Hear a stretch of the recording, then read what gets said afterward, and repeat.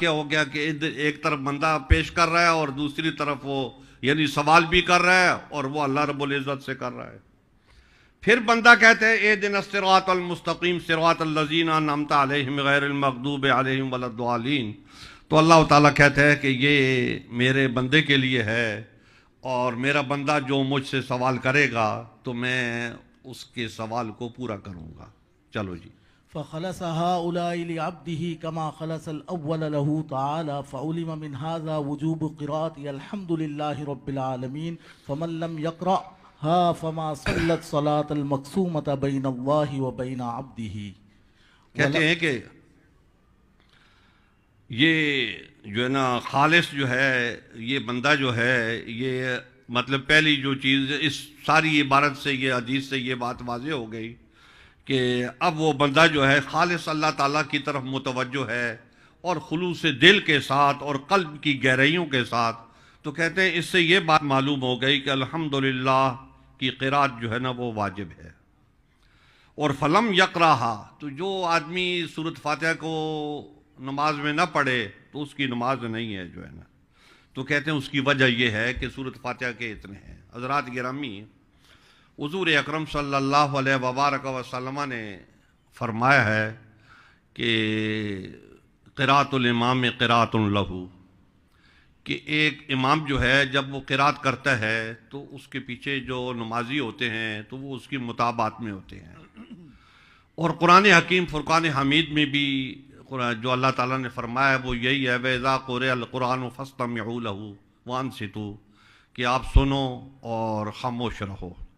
حضرت امام ابو حنیفہ رحمۃ اللہ تعالیٰ علیہ کے نزدیک یہ آیت کریمہ میں جو حکم ہے یہ دوران نماز کے لیے ہے. تو گویا وہ حکمن ہو تو بھی وہ اسی میں شامل ہے، اور کیونکہ امام قرات کر رہا ہوتا ہے سورۃ فاتحہ کی تو یہ پیچھے کھڑا ہوا مقتدی اس کو سن رہا ہوتا ہے، تو گویا یہ بھی اسی حکم میں داخل ہے. اور پھر جو قرات کے سورۃ فاتحہ کے جو احکام ہیں وہ ہماری فقہ میں موجود ہیں. حضرت ابن عربی رحمۃ اللہ تعالیٰ علیہ کا تعلق فقہ مالکی سے ہے. تو حضرات صوفیہ کرام جو ہیں وہ کسی بھی فقہ سے متعلق ہوں تو دوسری فقہ والوں کا بھی وہ پورا احترام کرتے ہیں. حضرت مجدد الفسانی رحمۃ اللہ تعالیٰ علیہ بھی اس مرحلے میں آ گئے تھے، اور حضرت مولانا جامعی صاحب بھی اس مرحلے میں آ گئے تھے کہ وہ عمل کرتے تھے جس میں چاروں ائمہ جو ہیں ان کا اتفاق ہو، وہ والا عمل کرتے تھے، اس حساب سے کرتے تھے. تو پھر چاروں کا نہ ہو تو تین کا ہو جائے، تین کا نہ ہو جائے تو دو کا ہو جائے، اور اگر وہ بھی نہیں ہو سکتا تو ایک کا تو ہے ہی ہے. تو مطلب یہ ہے کہ یہ اس بات کو افضل و اولیٰ سمجھتے تھے اور اس کے مطابق جو ہے نا عمل کرتے تھے. تو ان صوفیہ کرام میں توسع ہوتا ہے، فقہی تعصبات جو ہیں یہ فقہاء میں ہوتے ہیں. حضرات صوفیہ کرام جو ہیں وہ چشتیہ سلسلے کے ہیں تو وہ قادریہ سلسلے والوں کے مرید ہیں، تو یہ مطلب ہوتا رہتا ہے. مثلا حنفی ہیں تو شیخ جو ہیں وہ شافعی ہیں تو ان کے مرید ہو جاتے ہیں. تو حضرت خواجہ معین الدین چشتی اجمیری رحمۃ اللہ تعالیٰ علیہ کے بارے میں حضرت خواجہ قمر الدین صاحب سیالوی رحمۃ اللہ تعالیٰ علیہ نے ایک جگہ فرمایا ہے کہ وہ شافعی المذہب تھے. تو وہ شافعی المذہب تھے اور کتب صاحب حنفی المذہب تھے، تو کوئی مطلب آپس میں دوری نہیں ہوتی. تو صوفیہ کے ہاں توسع ہوتا ہے. تو حضرت خواجہ معین الدین چشتی اجمیری رحمۃ اللہ تعالیٰ علیہ کے دوسرے خلفاء جو ہیں وہ بھی جو ہے وہ حنفی المذہب تھے، تو لہٰذا ان کے ذریعے سے سلسلہ چشتی آگے بڑھا. تو اب وہ بذات خود تو شافعی المذہب تھے لیکن آگے ان کے لوگ جو ہیں وہ حنفی المذہب ہیں. تو اس میں کوئی بودھ نہیں ہوتا، کوئی دوری نہیں ہوتی، کوئی فیض میں کمی نہیں ہوتی، اور آپس میں بھی دوریاں نہیں ہوتی. تو یہ محبت سے یہ سلسلے چلاتے ہیں. تو حضرت ابن عربی رحمۃ اللہ تعالیٰ علیہ بھی اسی نظام سے متعلق ہے. جی. ولما كانت مناجاتا فهي ذكر ومن ذكر الحق فقد جالس الحق وجالسه الحق فإنه صح في الخبر الإلهي أنه تعالى قال أنا جليس من ذكرني ومن جالس من ذكره وهو ذو بصر حديد رأى جليسه فهذه مشاهدة ورؤية. بس کہتے ہیں کہ یہ جو صلاۃ ہے یہ مناجات ہے اور اللہ تعالیٰ کا ذکر ہے جو ہے. تو یہ بات طے ہے کہ جو اللہ تعالیٰ کا ذکر کرتا ہے تو فقط جالس الحق کا وہ اللہ کی مجلس میں ہوتا ہے. اور اللہ تعالیٰ کا کو جو ہے نا یاد کر رہا ہوتا ہے، تو جو اللہ کی مجلس میں ہوتا ہے تو کہتے ہیں یہ تو بالکل حدیث ہے کہ وہ اللہ کی مجلس میں ہوتا ہے. کیوں کہ انا جلیس من ذکرنی، کہ جو مجھے یاد کرتا ہے تو میں اس کا ساتھی ہوتا ہوں، میں اس کا جلیس ہوتا ہوں. جو ہے نا جلیس کا مطلب یہ ہوتا ہے کہ قریب بیٹھا ہوا ہے تو وہ اس کا جلیس ہے، تو ساتھی بھی عموماً قریب ہی بیٹھتا ہے تو اس لیے اس کو ساتھی بھی کہتے ہیں.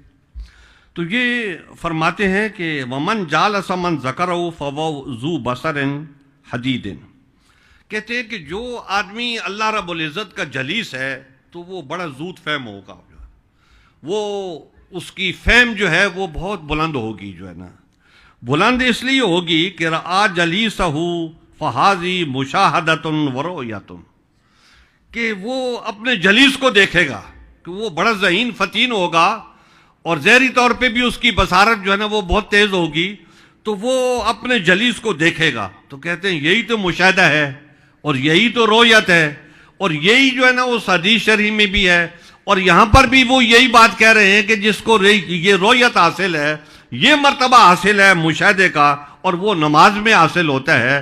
تو اس لیے حضور اکرم صلی اللہ علیہ وبارک وسلم فرماتے ہیں کہ میری آنکھوں کی ٹھنڈک جو ہے وہ نماز میں ہے، کہ قربت خداوندی جو دوران نماز ہوتی ہے وہ غیر نماز میں نہیں ہو سکتی، اتنی جو ہے نا اس کی اہمیت ہے.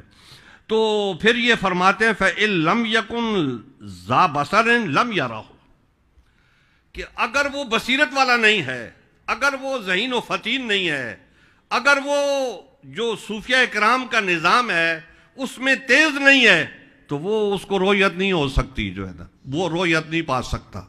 تو حضرات گرامی، اللہ رب العزت کو اس کی رؤیت، اس کا جلیس ہونا، تو یہ ساری وہ چیزیں آگے بہت تفصیل سے انہوں نے یہ باتیں لکھی ہیں. ہمارے پاس وقت کم ہے تو ہم جو ہے نا وہ اتنی بات نہیں کر سکتے، جو کر لیا اسی پر اکتفا کرتے ہیں. اور یہ بات آپ سے عرض کرتے ہیں کہ انہوں نے بہت ساری اور بھی نماز کے بارے میں یہ چیزیں لکھی ہیں کہ دوران نماز جو ہے نا وہ واحد عبادت ہے، کہ آپ جب اس عبادت میں ہوں تو آپ کسی اور طرف رخ نہیں کر سکتے، کہ نماز میں حکم ہے سامنے والی جگہ پہ دیکھو، ادھر ادھر نہ دیکھو. اس پہ بھی انہوں نے بڑی لطیف بحث کی ہے. اور پھر یہ بات بھی یہ کہتے ہیں کہ جب آپ نماز پڑھ رہے ہوتے ہیں تو کوئی اور کام آپ کریں گے تو آپ کی نماز ٹوٹ جائے گی، جو ہے نا وہ تعلق ختم ہو جائے گا. تو یہ نماز جو ہے نا یہ ایسی چیز ہے. اور پھر قرآن حکیم میں بھی یہی بات ہے کہ جو آخر سجدہ کی آیت ہے تو اس میں بھی اللہ رب العزت نے یہی بات ارشاد فرمائی ہے کہ یہ سجدہ جو ہے یہ نماز کا ایک حصہ ہے، کیونکہ اس میں قیام بھی ہے، قعود بھی ہے، رکوع بھی ہے، سجود بھی ہے، سب باتیں انہوں نے کی ہیں یہاں پر جو ہے. تو یہ ایک اس کا حصہ جو ہے ایک سجدہ بھی ہے. تو اس آیت میں اللہ تعالیٰ نے یہ فرمایا کہ قرب خداوندی جو ہے وہ سجدے سے ملتا ہے. تو حضور اکرم صلی اللہ علیہ وبارک وسلم کی حدیث ہے کہ جب کوئی آدمی نفل پڑھتا ہے تو وہ نفل پڑھ کے اللہ کی عبادت کر کے اس کا جو ہے نا قرب حاصل کر لیتا ہے. حتیٰ اکون سمعہ الذی یسمع بہ وبصرہ الذی یبصر بہ. حضرت ابن عربی رحمۃ اللہ تعالی علیہ نے اس حدیث کے اوپر کئی جگہ پہ اس کتاب میں بڑی لطیف اور بڑی خوبصورت بحث کی ہے. لیکن اس وقت ہمارے ساتھ مسئلہ یہ ہے کہ وقت نہیں ہے، تو ہم ان کے بتائی ہوئی بات کو، ان کی لکھی ہوئی بات کو آپ کو اس وقت پیش نہیں کر سکتے، بتا نہیں سکتے کہ انہوں نے اس حدیث کے بارے میں کیا کیا چیزیں جو ہے نا وہ بیان کی ہیں. جیسے ابھی ہمارے دوستوں نے بیان کیا ہے کہ حضرت ابن عربی رحمۃ اللہ تعالی علیہ قرآن حکیم سے استدلال کرتے ہیں، آیات سے استدلال کرتے ہیں، جنید بغدادی کے قول سے استدلال کرتے ہیں، حضرت با یزید بستامی رحمۃ اللہ تعالی علیہ کے قول سے استدلال کرتے ہیں. جیسے ان حضرات نے یہ بات کہی ہے، اور میں بھی یہ بات کہتا ہوں کہ فلسفہ اور علم کلام ابن عربی کو سمجھنے کے لیے ضروری ہے. تیسری ایک چیز جو ہے نا وہ کشف ہے. تو کشف جو ہے وہ بھی حضرت ابن عربی رحمۃ اللہ تعالی علیہ نے اس میں بیان کیے ہیں. ایک جگہ آپ فرماتے ہیں کہ میرا موقف یہ ہے کہ جب کوئی آدمی فوت ہو جاتا ہے، صوفی آدمی، اللہ والا آدمی فوت ہو جاتا ہے، تو فوت ہونے کے بعد بھی اس کے درجات بلند ہوتے رہتے ہیں، اس کے درجات بلند ہوتے رہتے ہیں. اس پر آپ نے تفصیلی کشفی گفتگو کی ہے، اور آپ نے حضرت باجد بستامی اور دوسرے بزرگوں کا نام لے کے فرمایا ہے کہ میرا جب ان سے یہ معاملہ ہوا، میں نے ان سے یہ بات کہی تو انہوں نے اس بات کو قبول کیا کہ ہاں واقعہ میں مرنے کے بعد جو ہے نا وہ درجے بلند